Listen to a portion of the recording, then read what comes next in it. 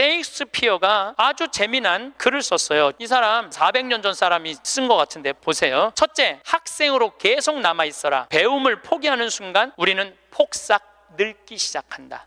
그러니까 여러분들 학생이기를 포기하면 안 된다는 거예요. 끊임없이 배워야 돼. 애만 배우는 게 아니야. 여러분들 배우셔야 돼요. 저는 제가 30살에 환경공학을 공부했어요. 얼마나 좋은 공부였는지 몰라요. 내가 다닌 학교는 나는 아주대학 산업대학원을 다녔어요. 그런데 요즘 대학원 조금 돈이 좀 들어가서 그렇지 많아요.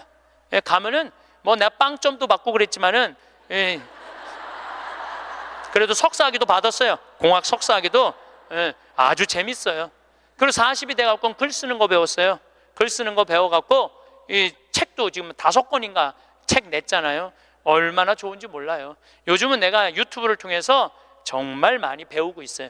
배우니까 참 재밌어요, 사는 게. 그러니까 여러분들도 배우는 걸 포기하시면 안 돼요. 둘째, 과거를 자랑하지 마라. 옛날 이야기밖에 가진 것이 없을 때 당신은 처량해진다. 삶을 사는 지혜는 지금 가지고 있는 것을 즐기는 것이다. 이거 셰익스피어도 똑같이 말했어. 지금 가지고 있는 것을 즐기는 거야. 지금. 그러니까 뭐 나중도 생각하지 말어. 옛날도 생각하지 말어. 지금 오늘을 즐기면 되는 거예요. 있는 돈 갖고 나중에 쓰려고 그냥 쥐고 있지 말고 쓰세요. 내가 쓰라는 건 사치하라는 게 아니에요. 돈도 규모 있고 멋있게 쓸 수 있거든요. 쓰는 법도 나는 배워야 된다고 생각을 해. 세 번째, 젊은 사람과 경쟁하지 마라. 대신 그들의 성장을 인정하고 그들에게 용기를 주고 그들과 함께 즐겨라. 이것도 참 좋은 얘기 같아요. 그래서 나는 우리 여주에 우리 젊은 신부님들 계속 많이 초청하고 있어요. 함께 같이 하자고. 근데 참 젊은 신부들이 같이 있으면 참 좋아요. 저는 우리 생태마을의 부관장 모임을 한 달에 한 번 꼭 해요. 출신 부관장 신부님들, 그 신부들이 싫어할 수도 있지만은 한 달에 한 번 젊은 신부들을 모이면은 내가 모르는 거 너무너무 많이 알려줘요. 그들과 함께 즐길 수 있는 것만 해도 좋은 거죠. 넷째, 부탁받지 않는 충고는 굳이 하려고 마라. 늙은이의 기우와 잔소리로 오해받는다. 이것저것 챙겨나지 말라는 거예요. 우리 어머니가 그런 거 참 잘하는데 챙겨나지 말라는 거예요. 다섯째, 삶을 철학으로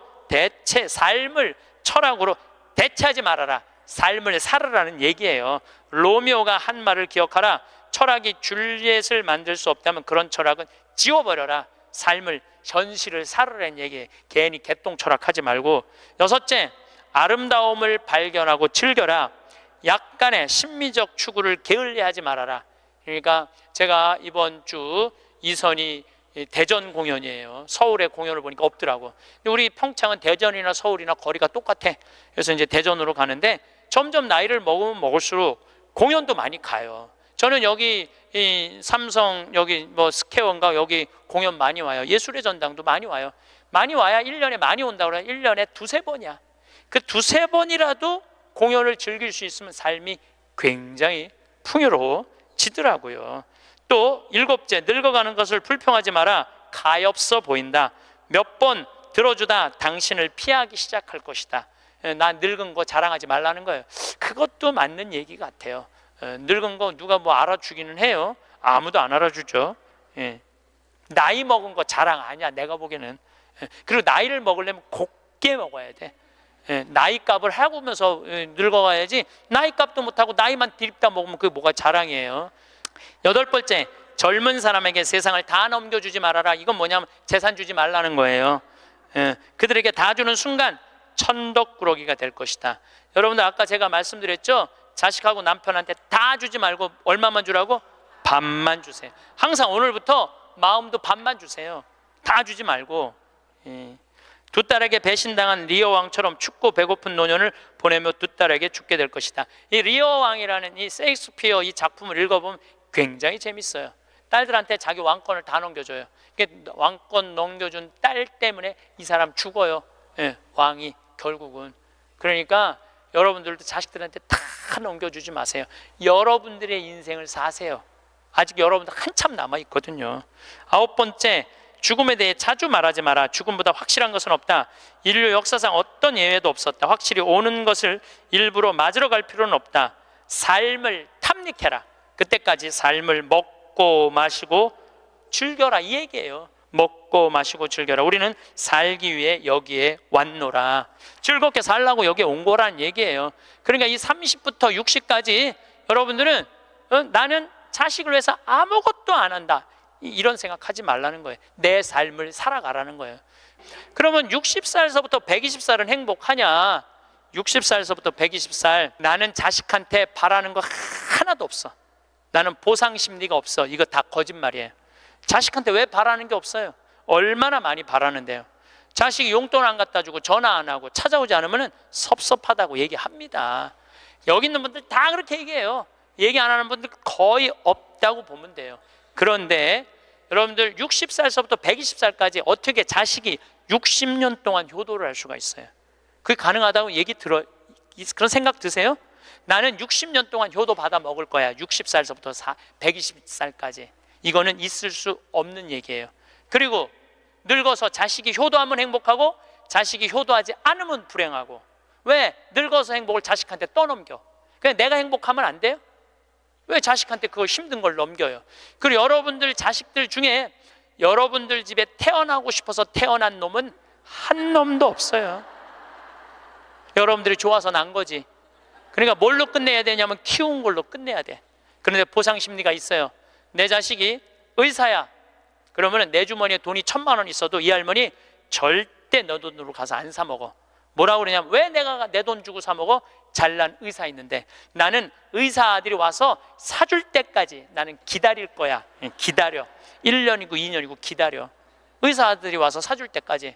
근데 여러분들 자식이 무슨 무당이야? 막 수술하다가 엄마가 오늘 갈비 먹고 싶어 하네? 내가 가서 갈비 사줘야지. 전화해요. 엄마, 내가 막 수술하다가 생각이 나는데 엄마 오늘 갈비 먹고 싶었지? 내가 오늘 가서 사줄게 라고 전하는 자식은 대한민국에 단 한 명도 없습니다. 지금 70, 80 된 나 갈비 먹고 싶은 거 누구만 알아? 나만 알아요.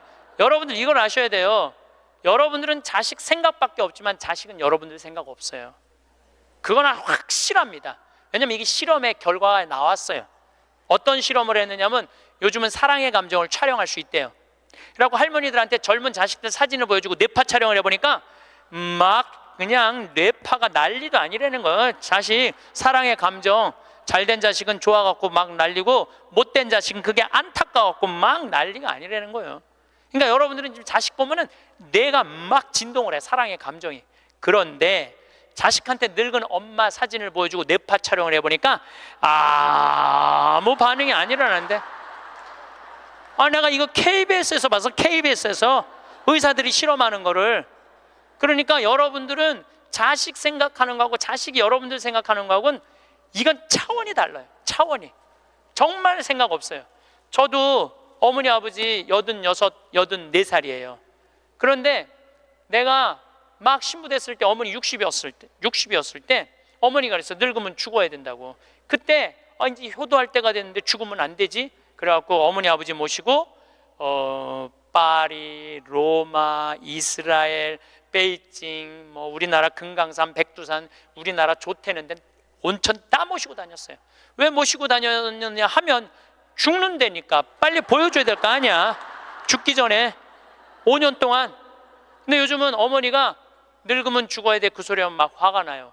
왜 화가 나냐면 그 얘기한 지 24년이 지났어. 24년 죽을 기미가 안 보여요. 요즘 어떻게 잘 드셔서 그런지 완전히 얼굴이 새색시 같아. 새색시. 얼마나 이쁜지 몰라. 그러니 죽겠어요? 안 죽어요. 그럼 24년을 내가 효도를 할 것 같아요? 5년 하고 끝났어요. 나도 5년 하고. 요즘은 나 강의 막 다니다 보면 한 달 동안 한 번도 생각 안 할 때 있어요. 한 번도. 근데 어머니는 아침에 일어나고 제일 먼저 나 위해서 묵주기도 20단 한대요. 하루 종일 아들 생각하는 거지. 집에 가보면 온통 내 사진이야. 그냥 온통 내 사진. 그런데 놀라운 건 우리 사제관은 어머니 아버지 사진 하나도 없어요. 하나도. 그런데 나만 그렇겠어요? 여러분들 자식들 먹고 살기 바쁜데 생각 안 해요. 그러니까 이제 내 인생의 주인공은 누구라고 생각하면 돼? 나라고 생각하면 돼. 그러니까 내가 지금 갈비 먹고 싶은 거 누구만 알아?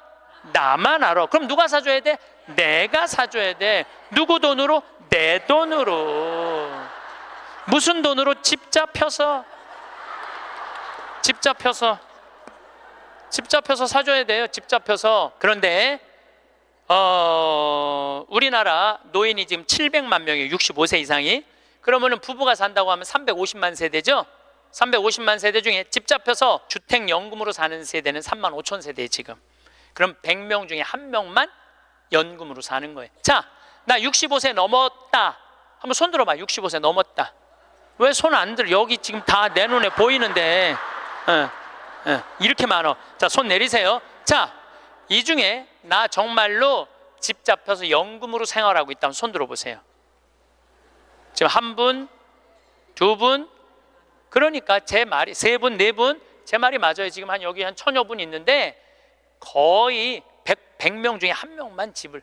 그런데 이 집 잡혀서 사는 분과 집 안 잡혀서 자식한테 물려주겠다는 분하고 삶의 질은 또 달라요. 집 잡혀서 한 달에 150만 원에서 200만 원을 받아 사는 사람들은요, 근심 걱정 하나도 없대요. 마음이 그렇게 편안하대요. 그런데 자식들 용돈 받고 집 물려줄 생각으로 용돈 받고 사는 분들은 어떤 달은 자식이 10만 원도 갖다 주고 20만 원도 갖다 주고. 우리나라 평균 용돈이 10만 원이에요. 평균 부모님한테.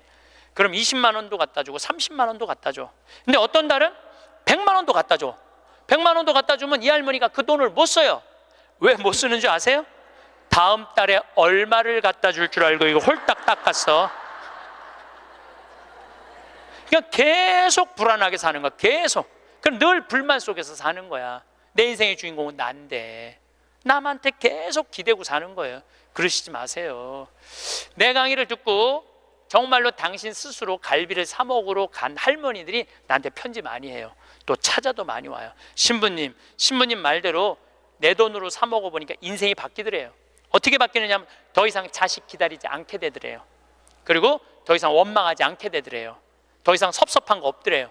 그냥 내 돈 갖고 내가 사 먹으면 되지. 대신 너는 나한테 재산 끝이야.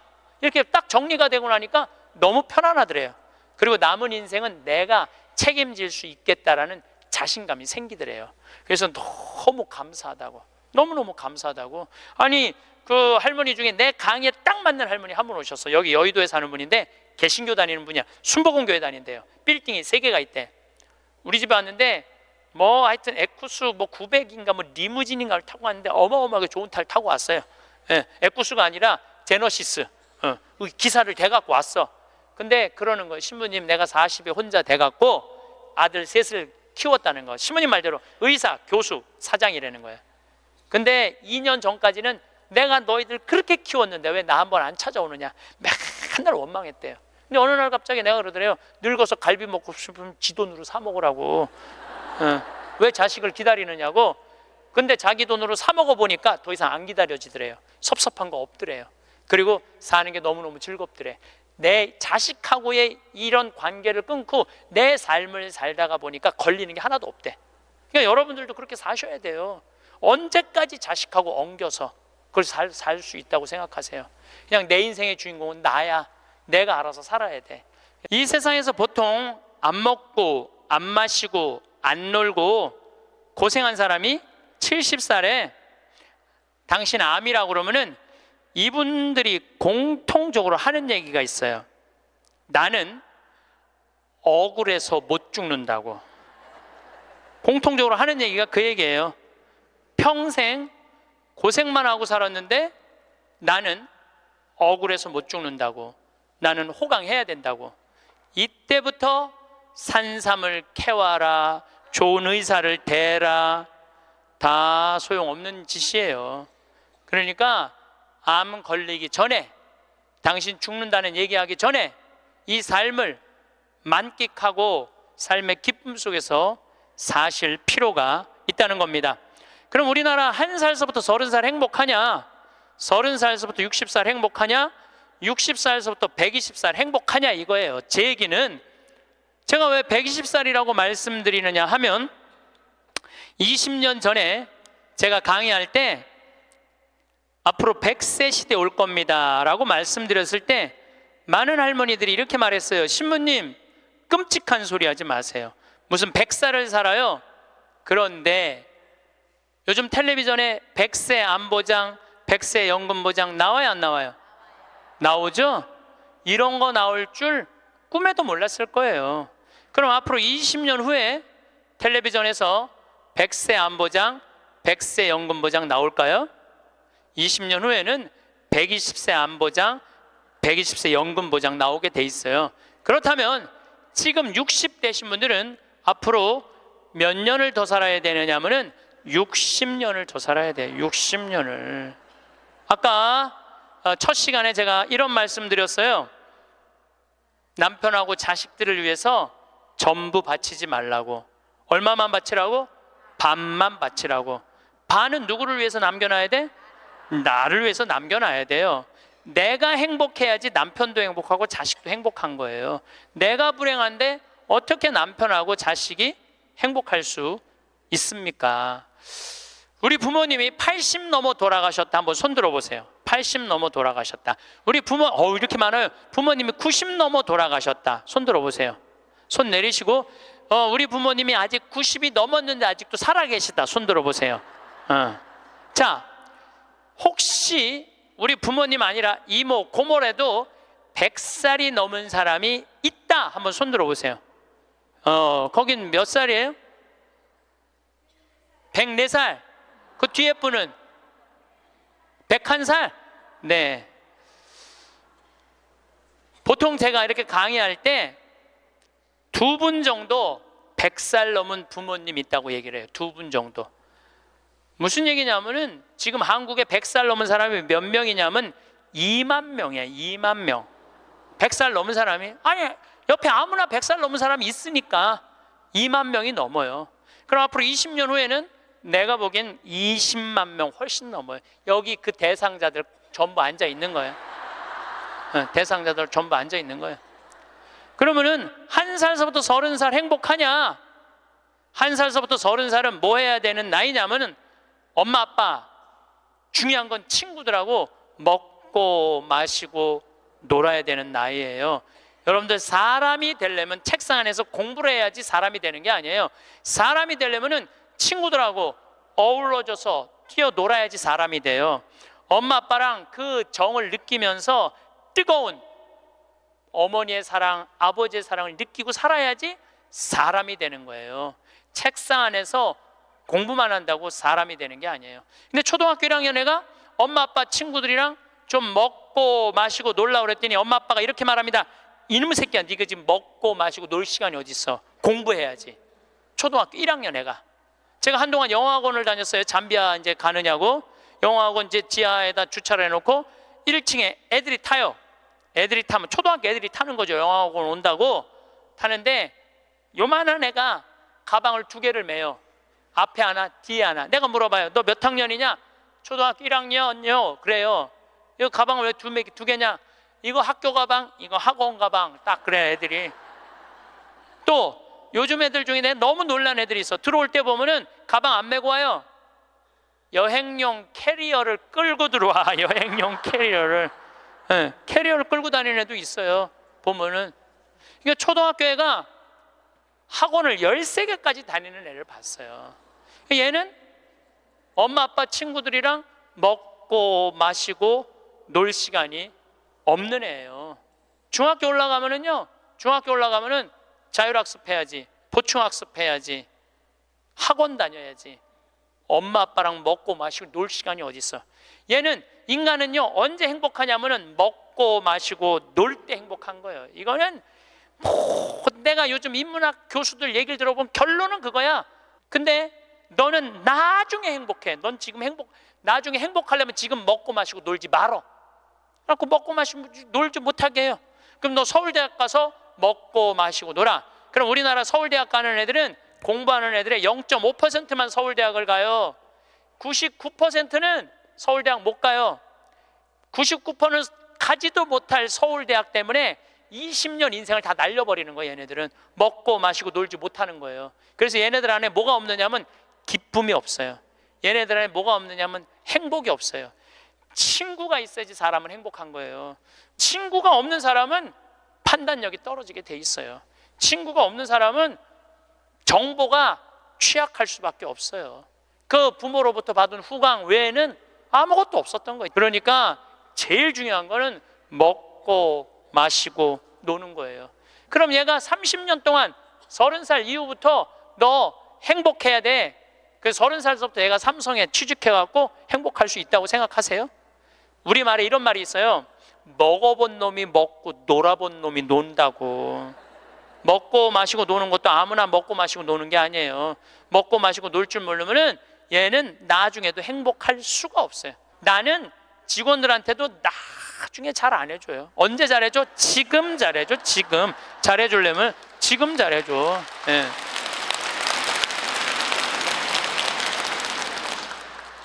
나는 가끔 무슨 공항에 20년 동안 청소하는 아줌마들 140만 원 월급 준다는 게 난 이해가 안 되더라고요. 그건 식구로 생각하는 게 아니에요. 우리 집에 와서 일하면은 내 식구인데 적어도 우리 집에서 일을 하면서 인간의 품위는 유지하고 살아야 될 거 아니에요. 그러니까 대우를 잘해줘요. 그런데 저는 학벌을 참 싫어해. 내가 아주 공개적으로 강의 때 얘기하잖아요. 난 서울대학 싫어한다고. 싫어해요. 저는 내가 서울대학 1년에 한 번씩 특강 꼭 가지만 그래도 싫어해요. 그래도 싫어해요. 예. 그래서 우리는 학벌을 따지지 않아. 직원 채용할 때 서울대학을 나왔든 유학을 갔다 왔든 이대를 나오든 연대를 나오든 일반 대학을 나오든 중학교를 나오든 고등학교를 나오든 초등학교를 나오든 첫 월급은 똑같아. 다 210만 원이에요. 아무리 잘났어도 210만 원, 아무리 못났어도 210만 원. 거기서부터 내가 평가하겠다는 거예요. 그리고 왜 내가 학벌을 따지지 않느냐 하면은 매주 띄우는데 뭐하러 서울대 졸업장이 필요해? 매주만 잘 띄우면 되지. 그렇지 않아요? 아니 매주가 서울대생만 보면 나 잘 떠야 되겠다 이래요? 나는 행복한 사람이 매주도 잘 띄우더라고 보니까. 이번에 우리 생태마을에서 깻잎을 4.5톤을 땄어요. 깻잎 장아찌 하려고 4.5톤 어마어마하게 땄어요. 그런데 깻잎 따는데 뭐하러 그놈의 2대 졸업장이 필요해? 우리는 깻잎 따는데 2대 졸업장 필요 없어. 뭐만 잘하면 돼? 깻잎만 잘 따면 돼. 깻잎만. 그런데 우리 생태마을에 이렇게 대우가 좋고 나는 나름대로 어제도 제가 새벽에 부모님하고 좀 어디를 좀 갈 일이 있어갖고 새벽 4시에 집을 나오는데 별이 이게 여러분들하고 같이 나누고 싶어. 근데 새벽 4시에 평창에 있어야 돼. 그 시간에 얼마나 영롱하고 아름다운지 참 좋아요. 너무너무 행복한 곳이에요 우리 생태마을. 그런데 우리 생태마을에 누가 남아서 일을 하느냐 가만히 봤더니 이제까지 200명도 더 왔다 가고 이력서도 이렇게 쌓여 있어요. 취직하겠다고. 근데 결국은 어떤 사람이 남아있느냐 하면은 부모님하고 친구들하고 어렸을 때 먹고 마시고 논 애들이 남아서 일하더라고요. 간혹 저한테 신부님 우리 애가 우울증이에요. 우리 애가 왕따 당했어요. 우리 애가 컴퓨터 중독이에요. 우리 애가 알코올 중독이에요. 신부님 사람 하나 살리는 셈 치고 우리 애 좀 받아주세요. 내가 또 마음이 약하니까 받아줘요. 받아주면은 3개월 이상을 못 버텨요. 본인이 그런다고 생태마을의 환경이 아무리 좋아도 그렇게 내가 아까 얘기했죠. 먹어본 놈이 먹고 놀아본 놈이 노는 거라고. 어렸을 때 불행하게 자란 애들은요 그 공동체 안에서 직장생활 못해요. 아니 KBS에서도 실험을 했잖아요. IQ 좋은 애, 성적 좋은 애, 생활기록부 좋은 애, 이거 쉽게 말하면 먹고 마시고 노는 애. 초등학교 6학년 때 요 성적표를 가지고 30년 후에 추적을 해봤어요. 누가 행복하게 사나? 그랬더니 IQ 좋은 애도 아니고 성적 좋은 애도 아니고 뭐 좋은 애야? 생활기록부 좋은 애, 먹고 마시고 논 애들이요 결국은 잘 살더라 이거예요. 결국은.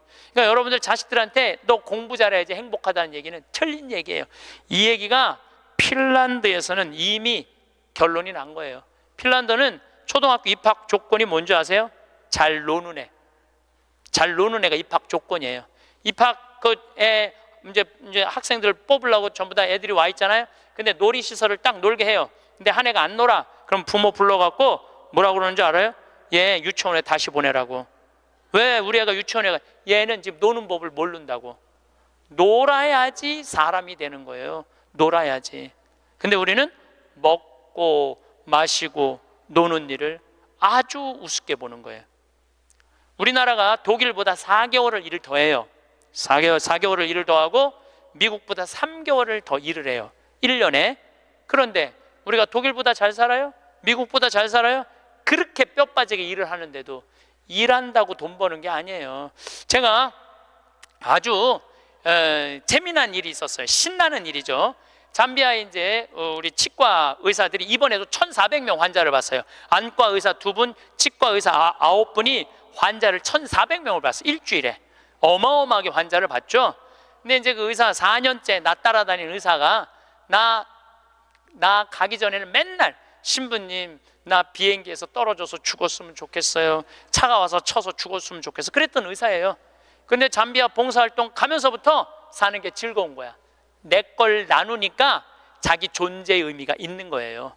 근데 이 의사가 참 돈을 많이 버는 의사예요. 그런데 왜 죽고 싶으냐? 건물은 큰 걸 사놓고 그 빚을 해대느냐고. 화장실 가는 게 아까웠고 물을 안 마셔. 오줌 놓는 시간이 아까웠고 진료 시간이. 그러니까 사는 게 즐겁지 않은 거죠. 여러분들 인생에 정말 힘든 게 뭔지 아세요? 확장 이전이에요. 여러분들 괜히 아파트 20평에서 40평 넓혀가는 거, 장사 잘 되는 가게 10평에서 40평 넓혀가는 거 다 고통의 시작이야. 그냥 있는 데서 살아요. 뭐하러 확장 이전을 해. 행복하지 않았던 거야. 근데 잠비아를 떠나면서부터 사는 게 즐겁기 시작한 거예요. 그리고 내가 얘기했어요. 인생은 화장실도 안 가고 진료하는 게 인생이 아니야. 먹고 마시고 노는 게 인생이야. 제발 먹고 마시고 놀아. 그랬더니 그때부터 먹고 마시고 놀기 시작하는 거예요. 일주일에 이틀 과감하게 놀고 1년에 성지순례 10일 나 따라가고 뭐 성지순례 뭐 다른 데 또 가고 뭐 호주 의사들 같이 여행 다니고 1년에 40일을 놀아요. 40일을 무지하게 노는 거예요. 그러니까 그 조카가 이제 군대 갔다 와서 아르바이트 하면서 그렇게 노니까 이모한테 그렇게 물어보더래요. 이모, 이 치과 월급은 나오는 거야? 이렇게 물어보더래요. 그런데 내가 물어봤어요. 그렇게 먹고 마시고 놀면서 진료할 때랑 화장실도 안 가고 진료할 때랑 어느 때 돈을 더 많이 버느냐? 그랬더니 요즘이 훨씬 많이 번대요. 그리고 세무서에서 연락 왔대요. 돈이 너무 많이 벌려갖고 세무조사 나올 테니까 직원들하고 또 어디 놀러 가라고. 그래서 이제 다음 달에 어디 정동진인가 직원들 데리고 놀러 간대요. 여러분들 집에서 청승 떨고 아무것도 안 마시고 지립대 일만 한다고 돈이 벌려지는 게 아니에요. 먹고 마시고 놀 때 돈도 많이 벌리는 거예요. 우리 생태마을 요즘 다 망한다고 그러잖아요. 우리 생태마을은 작년에 매출액이 45억이었는데 올해 50억이야. 50억. 얼마나 뭐 청국장 가루 깻잎 많이 팔리는지 몰라요. 하루에 2천만 원씩 팔려. 하루에 2천만 원씩. 요즘 내가 사장인데 내가 사장이 뭐 할 것 같아? 맨날 먹고 마시고 노는 거야. 맨날 먹고 마시고 노는 거야. 직원들 줄 거 다 주고 아끼지 않아요. 줄 거 다 주고. 그리고 이제 하도 이제 우리 신자가 아니라 비신자들이 물건을 많이 사니까 이제 사업자 등록을 해서 세금도 내요. 제가 세금을 내는데 1년에 2억 정도 세금이 나가요. 많이 나가요. 세금이. 그럼 우리 국장이 신부님 세금이 너무 많이 나가는데 현금은 신고하지 않아도 된다는 거예요. 그런 게 어디 있어? 현금도 다 신고해. 현금도 다 한 푼도 빼지 말고 다 야, 내가 신부로 사는데 왜 머리 복잡하게 살아? 그냥 있는 대로 보고하고 다 살아. 내가 세금 2억 내면은 국가가 그거 갖고 어려운 사람 도와주고 나라 돌아가는 거지. 그걸 그냥 이렇게 감추고 저렇게 감추다가 내가 가끔 우리 이제 세금 다 내요. 그래서 세금이 부담스럽더라고요. 다 한 달에 거의 2천만 원씩 세금이 나가니까. 그런데 텔레비전을 보면은 그 세금 떼어먹는다고 탈세한다고 대기업 총수들이 막 마스크 쓰고 막 휠체어 막 타고 막 침대에 누워서 막 들어왔다 나갔다 하는 거 보면서 내가 텔레비 보면서 한마디 해요. 내가 뭐라고 그러냐면 내고 살지. 아유, 내가 이렇게 말해요. 내고 살면 되지. 뭘 그렇게 돈이 많은데 그걸 그냥 돈을 아낀다고 나라 돈 빼먹어가면서 어려운 사람 나눠주는 거 빼먹어가면서 세금 내는 것도 내가 보기엔 자선이에요. 세금 내는 것도 국가가 잘 집행해야 되겠지만은 뭐 K 뭐 미르 이건 악다군이에요. 그 돈 없는 기업들한테 그 돈 뺏어가는 건 그건 악다군이 아니에요. 그 돈 갖고 직원들한테 저기 막 보너스나 주고 여행이나 보내주지. 그럼 대한민국이 밝을 텐데. 요즘 국회가 참 많이 싸우죠. 지치지도 않고 싸워. 내가 보기엔 야, 어떻게 뭐 김정은이 지치지도 않고 핵 실험하듯이 우리나라 국회의원들도 지치지도 않고 싸워. 근데 여소야대가 돼갖고 협치한다고? 그것도 말도 안 되는 소리예요. 우리나라 국회의원들이 안 싸우는 날은 언제 안 싸우느냐면 초등학교 교육제도가 바뀌는 거예요. 초등학교 교육제도가 노는 걸로 바뀌는 거. 여러분들, 우리는 자녀들한테 행복을 가르쳐야 돼요. 자녀들한테. 근데 우리는 공부를 가르치고 있어. 애들한테 이 세상에 와갖고 행복한 걸 가르쳐야 되는데 공부를 가르치고 있어요. 이거 좀 생각해봐야 될 문제예요. 나는 자식들한테 행복을 가르쳤나, 공부를 가르쳤나? 한번 생각해봐요. 뭘 가르쳤어요? 공부 가르치지 않았어요? 행복을 가르쳐야죠. 왜 공부를 가르쳐요? 2006년에 우리나라가 1년에 10만 명씩 조기 유학을 보냈어요. 2006년에 그때 조기 유학 분불었어요. 얘네들이 딱 10년 지났어요. 결론이 나와 있어요. 지금 조기 유학 다 실패했어요. 90%가 다 실패했어요. 그러면은 초등학교 4학년, 5학년 애가 조기 유학을 떠나. 그러면 미국에 가면은요, 여권 심사대에서 막 영어로 막 물어봐요. 너 여기 왜 왔냐? 며칠 머무를 거냐? 뭐 때문에 왔느냐? 막 물어봐요. 그것도 한국말로 물어봐요? 영어로 물어봐요. 그럼 초등학교 4학년 애가 당황스러울 것 같아? 안 당황스러울 것 같아요? 당황스럽죠. 그리고 미국에 딱 가갖고 수업을 하면은요, 아무리 한국에서 영어 공부 열심히 잘해도 못 알아들어요. 얼마 동안? 1년 동안 못 알아들어. 걔가 무슨 죄를 졌다고 1년 동안 말도 못 알아듣는 데서 고생을 해야 돼? 그리고 여러분들, 인종차별, 여러분들은 잘 모르지만은 저는 정말로 외국을 많이 다니면서 확실하게 인종차별 느껴요. 신부인 난데도 아주 농담하는 애들 많아요. 너 뭐하러 혼자 사느냐? 막 하느님이 네 뭐 애인이냐? 막 이래가면서 웃기지도 않게 인종차별해요, 걔네들이. 그럼 초등학교 4학년 애가 그 인종차별을 다 겪는 거야. 그러면 한국에서 걔한테 유학 한번 보내려고 그러면 9.11 테러 이후부터 미국은 외국인을 공립학교에 받아들이지 않아요. 다 어디에 들어가야 되냐면 사립학교에 가야 돼. 사립학교는 중학교, 고등학교 1년에 4천만 원, 5천만 원이에요. 등록금이. 1년에요. 1년에 4천만 원, 5천만 원이에요. 3년에 5천만 원이 아니고 기숙사비 3천만 원이에요. 방학이 4번인데 거기 못 있어요. 부모 없으면은 한국에 들어왔다 나갔다 해야 돼. 그러면 얘는 혼자 간 애는 계속 들어왔다 나갔다 해야 돼요. 그럼 비행기 값 1,000만 원이야. 그럼 1억이 나가야 돼요. 유학 보내면은. 그럼 우리나라 대기업 연봉 1억이거든요. 1억이면은요, 아버지는 아무것도 안 쓰고 얘한테 다 보내야 돼. 아버지는 아무것도 안, 아버지도 먹고 마시고 놀아야 되는 사람인데 그걸 못 하는 거예요. 그러니까 자식하고 마누라 보내면은요, 더 아무것도 못 해. 그러니까 친구들도 하루 이틀 같이 놀아주는 거지. 저녁 같이 술도 못 먹자고 그래요. 내가 기러기 아빠들이랑 술 많이 먹었어. 옛날에 먹어보면 그 얘기를 하면 정말로 가슴이 아파요. 그러면은 하루 이틀 그러다가 이제 혼자 술집에 가는 거야. 혼자 술집에 뭐 장미 뭐 이런 데 가면은 그 아가씨가 아유 사장님 외로워 보여 이렇게 말하면은 내 마음을 알아주는 여자는 이 여자밖에 없구나. 그래서 뭐해? 사랑에 빠지는 거예요. 그걸 남들은 바람 핀다고 그러지. 그래서 바람 피는 거예요. 혼자 외로우니까. 인간은 어쩔 수가 없거든요. 그 시간에 집에 들어가고 아이하고 아내하고 해주는 거 맛있게 먹고 마시고 놀았으면 그 사람 바람 안 폈을 거예요. 대기업의 부장 정도 올라갈 사람이면 열심히 산 사람이니까. 그렇죠? 그러면은 애는 학교 가갖고 언어 안 돼, 인종차별 당해. 엄마는 또 미국 가갖고 애 학교 가면은 심심하잖아요. 거기서 또 놀고 있는 또 멀쩡하게 생긴 남자하고 또 외로우시겠어요 사모님. 그러면 거기서 또 이제 또 바람 피고, 아빠는 한국에서 바람 피고 엄마는 미국 가서 바람 피고, 애는 인종차별 언어에 갖고 정신 우울증에 걸리고, 그런 일이 벌어진다니까요. 한두 집이 아니라니까요. 뭐를 위해서 애를 유학을 보낸 거예요? 뭐를 위해서? 다 집안 풍비박산 만들어 놓고. 그러니까 애한테 공부를 가르치면 안 된다니까요. 행복을 가르쳐야 돼요. 우리가 뭐를 해서 행복한지. 그래서 10년 동안 간 애들 중에 정말로 한국에도 아니고 미국에도 아닌 애들 많아요. 이건 아무것도 아니야. 대학 졸업하고 유학을 가면요, 얘 심지라도 있어요. 대학 졸업해서 유학 가는 애들. 근데 초등학교 중학교 때 가는 애들은 심지도 없는 애들이야. 내가 한국인지 미국인지 구분도 안 되는 애들이야. 그래갖고 적응 안 되면은 중학교에 가면은 유학 온 한국 애들, 말 안 통하는, 영어 안 되는 애들끼리 모여요. 모여서 노래방 가고 한국 드라마 보고 술 먹고 담배 피고, 정말로 이 아이의 출세를 위해서, 이 아이의 미래를 위해서 유학을 보냈는데 아버지도 바람피고 엄마도 바람피고, 이런 집이 한두 집이 아니라니까요.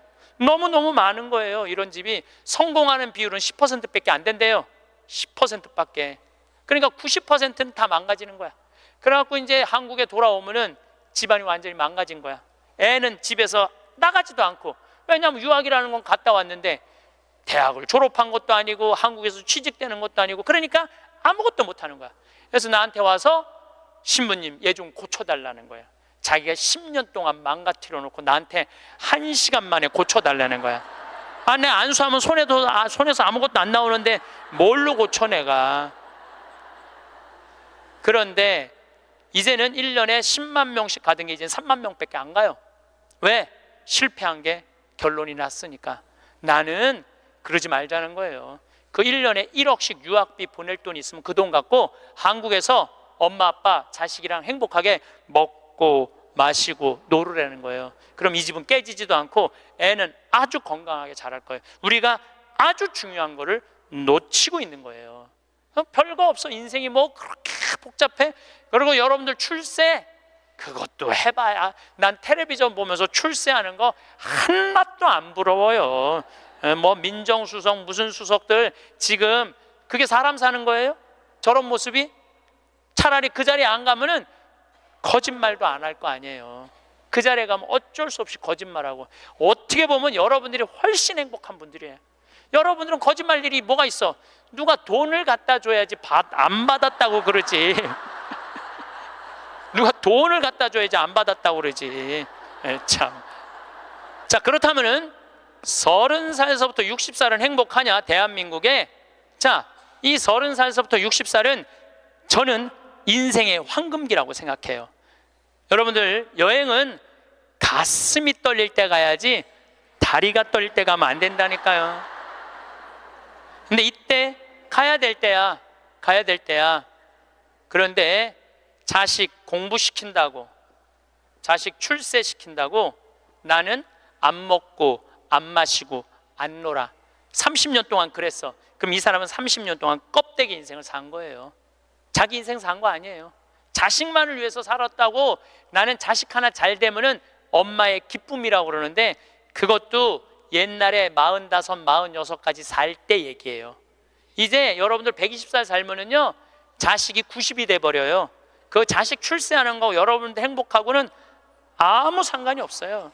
70살, 80살 된 자식하고 90살, 100살 된 여러분들하고 아무 상관이 없어요. 어떤 아버지가 딸을 공부를 잘 가르쳐놨어. 서울대학을 졸업해하고 삼성에 취직을 했어. 근데 이 딸이 잘난 척하고 남자 알기를 우습게 알고 시집을 한 거고 혼자 사는 거야. 아버지는 딸이 시집 가갖고 손자도 좀 안겨주고 좋은데 시집 가갖고 자기 호강도 시켜주기를 바랬는데 이게 혼자 사는 거예요. 설날 왔어 딸이. 그래서 아버지가 한마디 해요. 너 뭐가 부족해서 시집 안 가고 혼자 살고 있느냐고. 제발 시집 좀 가라고. 네가 학벌이 부족하냐, 미모가 부족하냐, 뭐가 부족한데 시집을 안 가냐고. 그랬더니 딸이 아버지를 보고 한다는 소리가, 아버지 답답한 소리 하지 말라고. 요즘 시집 가는 게 얼마나 힘든 줄 알아요? 뭐가 힘들어? 넌 부족한 거 없어. 다 갈 수 있어. 그랬더니 아버지 한심한 소리 하지 말라고. 아버지 대통령도 못 간 시집을 내가 어떻게 가? 생각해보니까 대통령도 시집도 못 가고, 시집만 못 가. 요즘은 아주 그냥 처지가 아주 곤궁하게 됐잖아요. 뭐 그래 또 아버지가 질 수가 있어? 그래서 한마디 더 해요. 그래? 그렇다면은 네가 그렇게 시집 안 가고 혼자 살 거면 너도 대통령이라도 좀 해보라고. 아버지도 좀 최순실처럼 호강 좀 해보게. 그랬더니 딸이 아버지 보고 한심한 눈으로 쳐봐도 한마디 더 해요. 아버지 답답한 소리 하지 말라고. 뭐가 답답한 소리야? 아버지가 대통령을 했어야지 나도 해볼 거 아니냐고.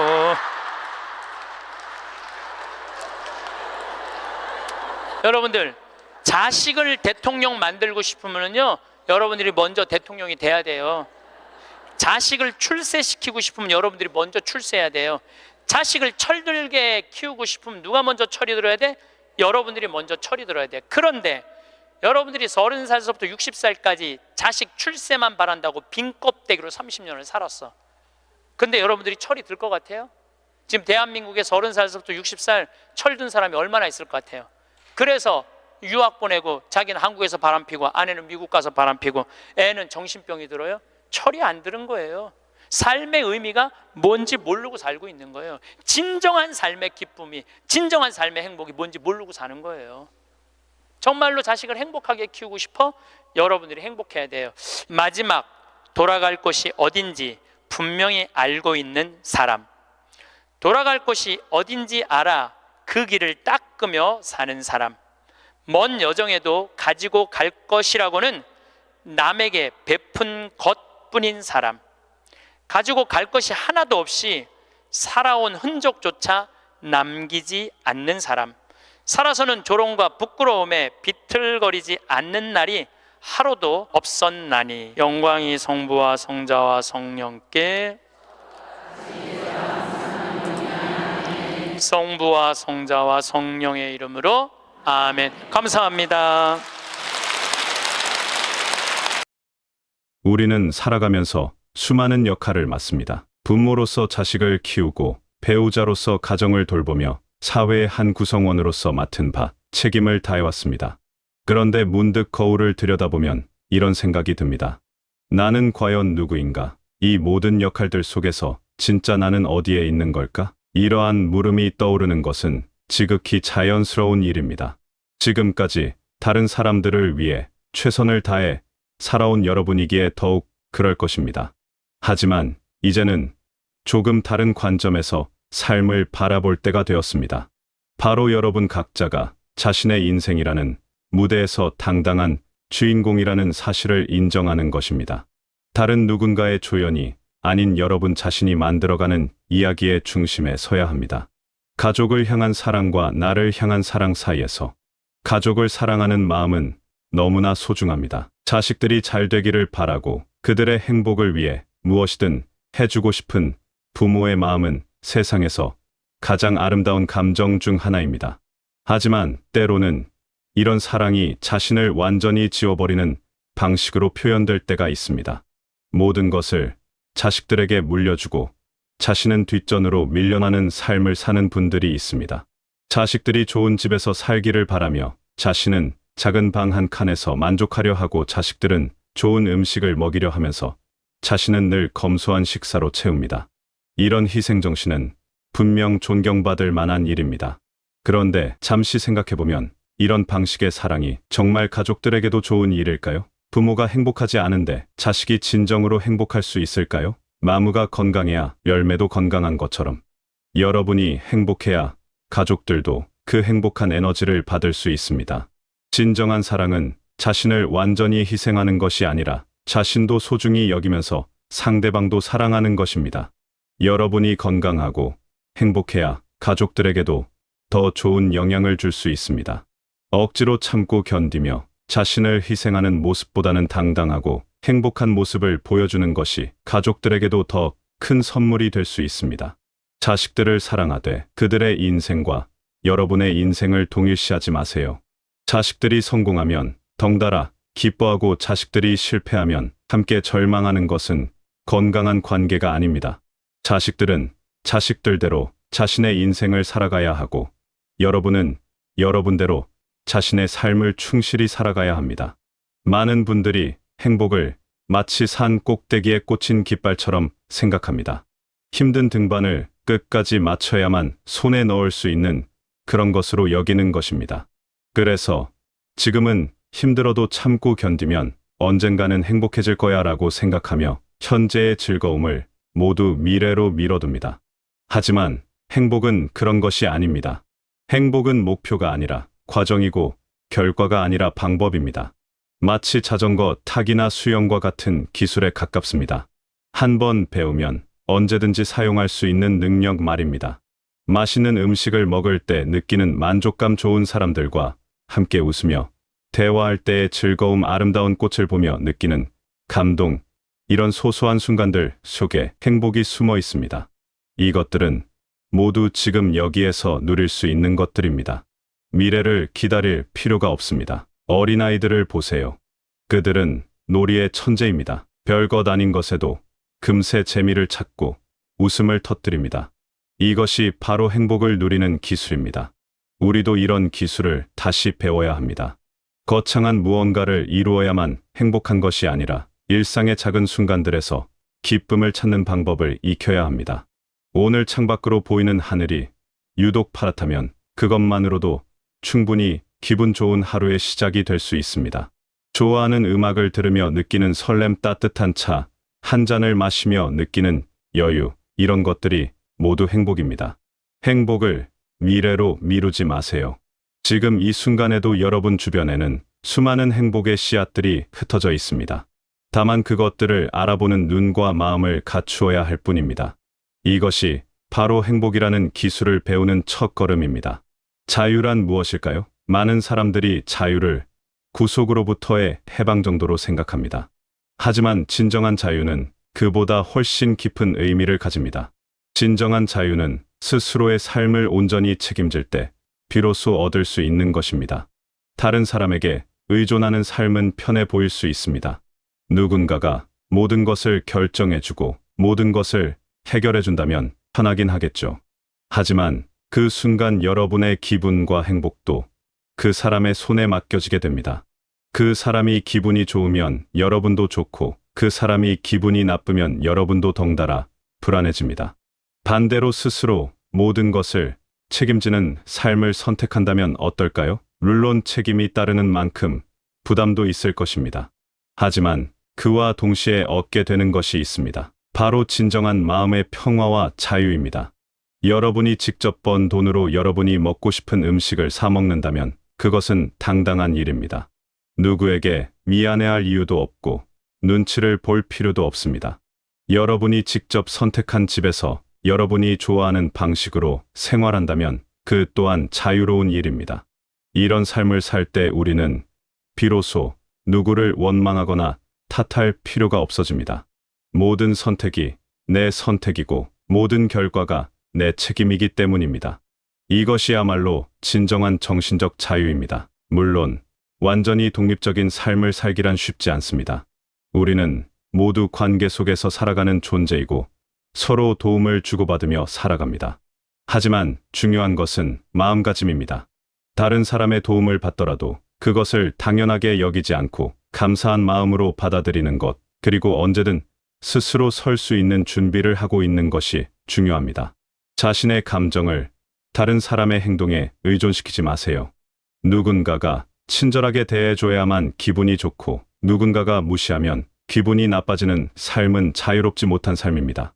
다른 사람이 어떻게 행동하든 여러분의 마음의 평정을 유지할 수 있을 때 비로소 진정한 자유를 얻게 됩니다. 삶의 주도권을 되찾는 용기. 지금까지 다른 사람들을 위해 헌신적으로 살아온 여러분에게 갑자기 자신을 위해 살라고 하는 것이 이상하게 들릴 수도 있습니다. 어쩌면 이기적인 것처럼 느껴질 수도 있겠죠. 하지만 이것은 이기심이 아닙니다. 이것은 건강한 자기사랑입니다. 자기사랑은 다른 사람을 사랑할 수 있는 기초가 됩니다. 자신을 소중히 여기지 않는 사람이 어떻게 다른 사람을 진정으로 사랑할 수 있겠습니까? 자신을 제대로 돌보지 않는 사람이 어떻게 다른 사람을 제대로 돌볼 수 있겠습니까? 여러분이 행복해야 여러분 주변의 사람들도 행복해집니다. 여러분이 건강해야 가족들도 안심할 수 있습니다. 여러분이 당당하게 살아야 자녀들도 당당하게 사는 법을 배웁니다. 이것이 바로 진정한 사랑의 모습입니다. 삶의 주도권을 되찾는다는 것은 다른 사람들을 버린다는 뜻이 아닙니다. 오히려 더 건강한 방식으로 관계를 맺는다는 의미입니다. 억지로 참고 견디면서 맺는 관계가 아니라 서로를 존중하며 맺는 관계, 일방적인 희생이 아니라 상호적인 배려로 이루어지는 관계를 만들어가는 것입니다. 이런 변화에는 용기가 필요합니다. 지금까지 익숙하게 해온 방식을 바꾸는 것은 쉬운 일이 아니기 때문입니다. 주변 사람들도 처음에는 당황할 수 있습니다. 하지만 용기를 내어 첫걸음을 내딛어 보세요. 작은 변화부터 시작하면 됩니다. 오늘 하루만큼은 여러분이 정말 하고 싶은 일을 해보세요. 여러분이 정말 먹고 싶은 음식을 드셔보세요. 여러분이 정말 가고 싶은 곳에 가보세요. 이런 작은 선택들이 모여서 여러분의 삶을 조금씩 바꾸어 갈 것입니다. 변화는 늘 두렵습니다. 특히 오랫동안 같은 방식으로 살아온 사람에게는 더욱 그렇습니다. 하지만 변화 없이는 성장도 없고 새로운 행복도 없습니다. 지금이 바로 여러분의 인생에서 새로운 장을 시작할 때입니다. 여러분은 이미 충분히 많은 것을 해냈습니다. 가정을 꾸리고 자녀를 키우고 사회적 책임을 다하며 살아왔습니다. 이제는 여러분 자신을 위한 시간을 가져도 됩니다. 아니, 가져야 합니다. 이것은 여러분의 권리이자 의무입니다. 자신의 꿈과 희망을 다시 한번 들여다보세요. 어린 시절 품 소망들 중에 아직도 마음 한편에 남아있는 것들이 있을 것입니다. 그것들을 다시 꺼내어 보세요. 지금 당장 모든 것을 이룰 수는 없더라도 그 방향으로 한 걸음씩 나아갈 수는 있습니다. 새로운 취미를 시작해 보세요. 새로운 사람들과 만나보세요. 새로운 장소를 여행해 보세요. 이런 경험들이 여러분의 삶에 새로운 활력을 불어넣을 것입니다. 그리고 무엇보다 중요한 것은 이 모든 선택이 여러분 자신의 의지에 의한 것이라는 점입니다. 다른 사람들이 뭐라고 하든 상관없습니다. 여러분의 행복은 여러분이 만들어가는 것입니다. 다른 사람의 승인이나 허락을 받을 필요가 없습니다. 여러분이 원하는 삶을 살 권리는 이미 여러분에게 있습니다. 살아가다 보면 때로는 지치고 힘들 때가 있습니다. 새로운 방식으로 살아가려고 노력하지만 쉽게 바뀌지 않을 때도 있을 것입니다. 그럴 때는 자신을 너무 몰아세우지 마세요.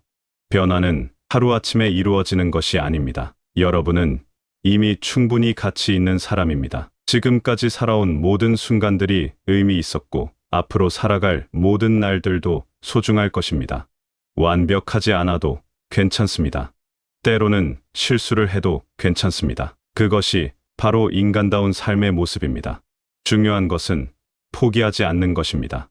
넘어져도 다시 일어서고 길을 잃어도 다시 찾아가는 것입니다. 여러분 안에는 그럴 수 있는 힘이 이미 충분히 있습니다. 지금까지 수많은 어려움을 헤쳐온 여러분이니까요.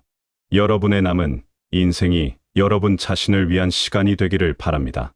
다른 누군가의 조연이 아닌 여러분, 인생의 당당한 주인공이 되어 매일매일을 의미 있게 살아가시길 바라겠습니다.